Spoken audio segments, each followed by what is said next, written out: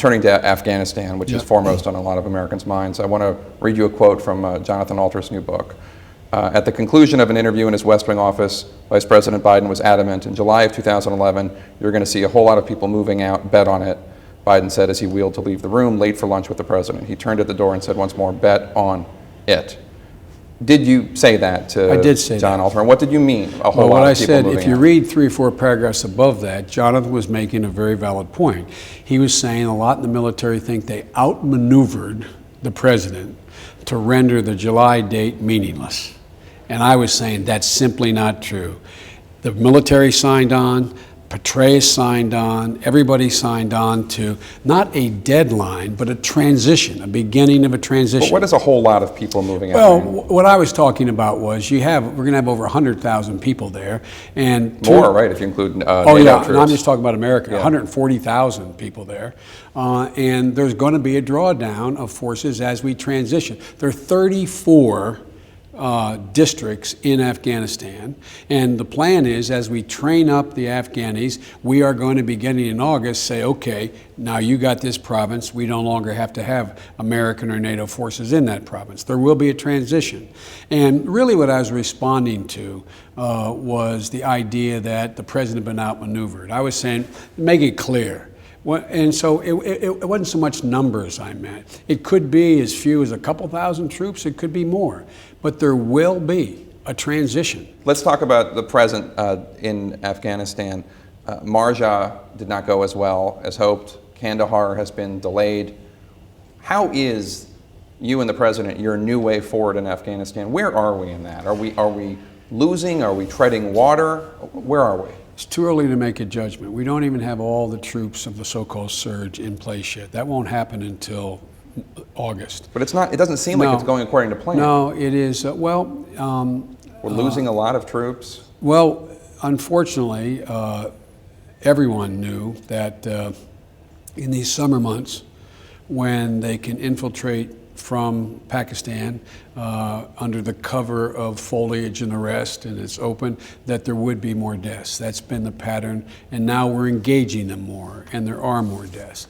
But we still believe that the policy that the military signed onto, put together initially, signed onto, is in fact going to work. And let me define what I mean by work. We are making considerable progress against al-Qaeda, which is our primary target.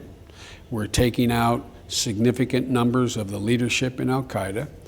And we are in the process, which is painfully slow and difficult, of training up Afghani forces in order to put them in a position they can deal with their own insurgents. There is the first time now a real attempt and a policy of trying to figure out how to reconcile those in the Taliban who are doing it for the pay, who are not the Mullah Omars of the world, into the government of Afghanistan.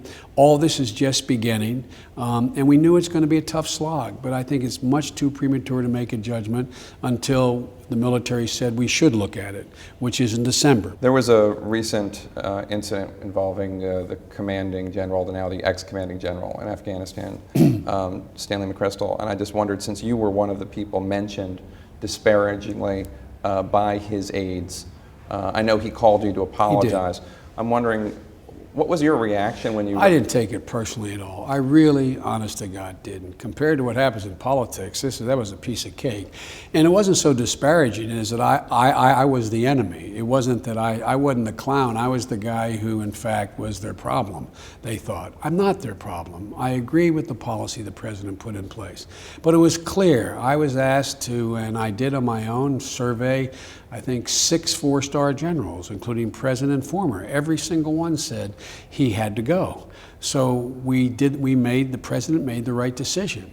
He changed the personalities, but not the policy. And he put the strongest guy in the U.S. military and a counterinsurgency policy in place. So I think it was the absolute necessary thing to do. President didn't take it personally. I didn't. I met with McChrystal. The president met with McChrystal. He was really apologetic. He knew they'd gone way beyond, but we also knew that if a sergeant did that, if a lieutenant did that, I mean, no one could stay. Why do you think they thought of you as the enemy? Because you had been in favor of the counterterrorism instead of the counterinsurgency? Because I had been someone who who offered a plan that was different in degree. But, you know, again, someday I'll be able to lay out exactly what the plan I offered was. It'd be inappropriate to do that because it was so close to what in fact the plan ended up being that there was virtually no difference. But I got characterized because I was really very challenging to some of the assertions made. If you notice, what we have is a counterinsurgency plan along the spine of the country where the population is. It's not a nationwide counterinsurgency plan. We're not engaged in nation building, which the original discussion was about. We have we have a date where we're going to go look and see whether it's working, and we have a timetable in which to transition. All of those things were things I was supporting. All those things were so.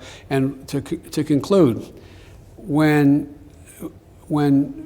General Petraeus was picked, in the day in the office, it was the day we were supposed to go downstairs and in a situation room, they call it, to discuss the overall policy. Everyone's there. I pulled him aside and I said, David, there is no daylight between your position and mine. And he said, I know that. Will you tell people that? Let's switch over now to Iraq. Yeah. This is your first news interview since returning from Iraq. There's a tremendous stalemate there. Yeah. Since the March elections, I believe the parliament there has only met for 20 minutes. That's right. And just this week in Washington, the Iraqi Foreign Minister Zabari pleaded for more U.S. engagement. He said, we believe that there's a role for more engagement to help, to encourage, to facilitate, not to pick and choose the next government or the next leader, but really to play a greater role in the process. You once advocated for a three-way partition of Iraq because you were not confident that Iraq's government was capable of having a strong central government. The most basic premise of the President's approach, that the Iraqi people will rally behind a strong central government headed by Malika, in fact, will look out for their interest equitably, is fundamentally and fatally flawed. It will not happen in anybody's lifetime here, including the Pages.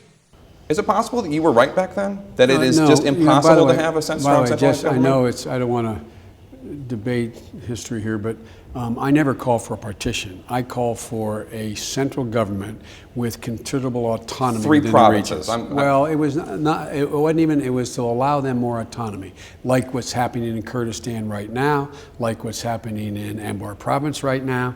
And so what's happening here is there is an election that's taken place. And what happened, there's 325 plus members of what they call their core, their parliament. And no one party won more than 91 seats. The two major parties, one won 89 and one won 91 seats. That's Maliki and Alawi, Iraqi and state of law, they call it. They're in negotiations right now to figure out how to allocate the power within that government. In other words, share power. And it is about just that. And it's underway and it's going to happen. There will be a central government with control of its foreign policy, with control of the military, but you will see that there are going to be significant amounts of autonomy in each of the areas that exist in these provinces. That's what the Constitution calls for. And look, it took the Dutch 6 months to form a parliament the time before last. It took the folks in the Netherlands 6 months, 280 some days if I'm not mistaken. So this is their first crack at democracy. I use the phrase politics is broken out, not war. We're moving in that direction. And the combat mission ends at the end of August. Yes. Can that happen even if there isn't an Iraqi government? There is a transition government. There's a government in place that's working.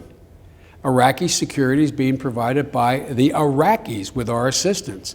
We're going to still have 50,000 troops there. We will have brought home 95,000. There is no one in the military thinks there's any reason we can't do that. So they're making real serious progress. I don't have a doubt in my mind that we'll be able to meet the commitment of having only 50,000 troops there, and it will not in any way affect the physical stability of Iraq. You spoke to the leader of Southern Sudan. I did. Recently. Here. And the referendum on whether or not Southern Sudan can break away from Sudan takes place in January. There's a lot of concern by human rights groups that that election will be riddled with fraud, just like the ones in April. Legitimate concern. The White House's point man on the Sudan has said that the U.S. has waning influence in the region. General Gratian said that. Are you willing to pledge that the U.S. will make sure that war does not break out between Sudan and Southern Sudan, should that We're happen? doing everything in our power to make sure this election on the referendum is viewed by the world as legitimate and fair. That's why we've been pushing the UN. That's why we've been pushing Kiir. That's why I've been working with Mbeki. That's why I've been working with President Mubarak, all who have significant influence in this. And it must be viewed as credible to keep that country, that region, from deteriorating. The last thing we need is another failed state in the region. And I'm still hopeful. We are on it full time, and I believe that they'll be able to pull off, with our help and the UN's help, they'll be able to pull off a credible election. What's the larger strategy for combating Islamo-terrorism, or Islamic fascism, as some people call it? Even if Iraq works, even if Afghanistan works, it pops up everywhere. Yeah. It pops up in Yemen, it pops up in Somalia, it pops up in Uganda. What's the larger vision? How does the U.S. combat that? The larger vision is to appeal to the moderate Islamic states and the moderate Muslim world, which is the vast majority of the world. That's the first piece. The second piece is, in those areas which the radicals can feed on and breed off of, is to try to help stabilize those governments, not alone, but with the rest of the world. And part of that is building strong countries around them, as well as inside them. And it's a long-term deal, but I think we're making progress. And President Obama, I got asked the other day, well, you ran for president, you're vice president. I said, we got the order right. Even if I had been a great president and been elected, it would have taken me 4 years to do what he did in 1 month. In 1 month, he changed the attitude of the world about American intentions. And the Muslim world and the moderate Muslim world no longer thinks it's us or them. The most important one that we're finishing up now, God willing, is Iraq. Imagine Iraq as a stable country in the midst of that part of the world. A very positive outcome. All right, Mr. Vice President, thanks for spending your time with us. Thank you, Jake.